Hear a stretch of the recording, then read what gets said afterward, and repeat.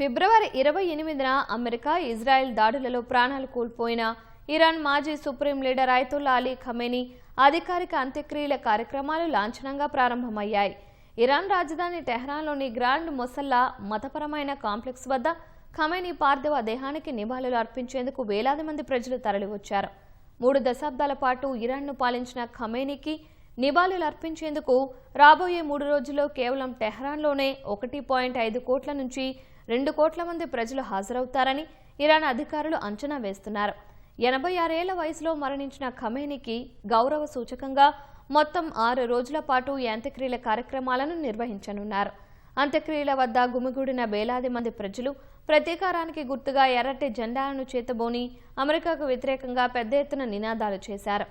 Iran శత్రు దేశాలకు తమ బలాన్ని ప్రదర్శించే వేదికగా కూడా ప్రభుత్వం ఈ కార్యక్రమాన్ని భావిస్తోంది.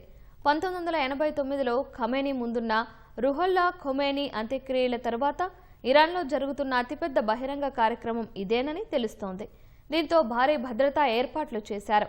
పలు రహదారులను మూసివేశారు. గగనతలాన్ని కూడా ఇరాన్ మూసివేసే అవకాశం ఉంది.